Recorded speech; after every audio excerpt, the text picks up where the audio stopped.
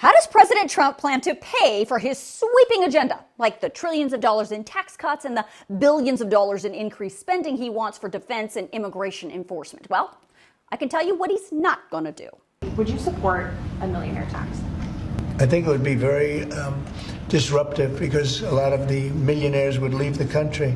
You know, in the old days, they left states. They go from one state to the other. Now with transportation so quick and so easy, they leave countries. You'll lose a lot of money if you do that. That would, and other countries that have done it have lost a lot of people. They lose their wealthy people. That would be bad because the wealthy people pay the tax. Okay? I'm going to break down all of what he just said in this video, but let's start with the fact that President Trump just said he does not like the idea of increasing taxes on the richest Americans, those making more than $1 million a year. So why is this coming up right now? Well, there's two reasons. One, because there's been some chatter recently amongst some Republicans that they might have to raise the income tax rate for the highest earners to pay for all the things that Trump wants to do. And two, because right now, Congress is working on the budget, that reconciliation process that I've been telling you all about. According to the budget resolution that was just passed with only Republican votes, the Republican-led House and Senate are planning to increase the debt ceiling anywhere between $4 to $5 trillion, extend the Trump tax cuts, which are scheduled to expire this year. That's going to cost about $4.5 trillion, and cut spending anywhere between $1 to $2 trillion. You can see that math ain't mathin'. If they go with this plan as it is on its face, you can see the spending is outpacing the cuts. And that is what causes an increase to the national deficit and a debt, which, as I've been reporting, is sitting at $36 trillion. So if the Republicans, and I say Republicans because they are doing all of this on their own with zero Democrats, if they want to do all the things Trump wants, there are only two choices to avoid increasing the debt and the deficit. Either cut spending more than $1.2 trillion, which Republican senators have already said no go, or two, raise the amount of money the U.S. government brings in revenue. Now, there are only a few ways to increase United States revenue. The president has suggested his tariffs would be one way to increase revenue by billions of dollars. But as I've been reporting, even if that number is accurate, which is yet to be determined, tariffs are paid for by us. So that increased revenue is actually coming from our pocket.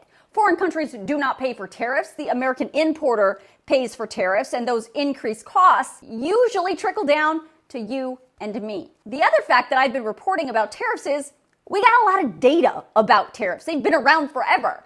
And over the last 100 years, the tariff data shows that tariffs have only accounted for 2% of the U.S. revenue. So they're not going to be a great source of bringing in a bunch of revenue to pay for all this stuff. The other way to raise revenue is to improve tax enforcement, meaning having a strong IRS and a bunch of IRS agents who are looking to make sure that people are actually paying the taxes that they owe. Now, I reported multiple times in the last couple of years that the IRS was able to do that because of the money that Congress gave them to hire more IRS agents. And those agents were ordered by the Biden administration to launch investigations into millionaire and billionaire tax cheats specifically. And in just 1 year, those tax cheat investigations recovered about $5 billion from those wealthy millionaires and billionaires who just were not paying what they owed in taxes.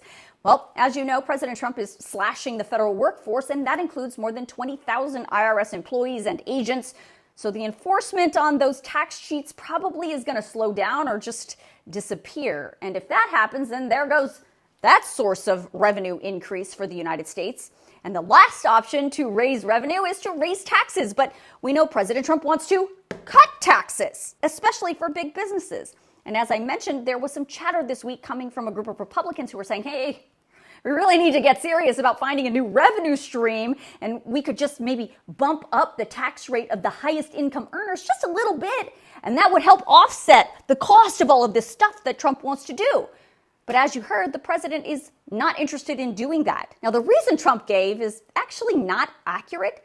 He said if the U.S. raised taxes on those millionaires, that they would just leave the country and the United States would lose that tax revenue. Well, the fact is, it wouldn't matter if they moved outside of the United States. According to the IRS, if you are an American citizen, your worldwide income is subject to U.S. income tax no matter where you live.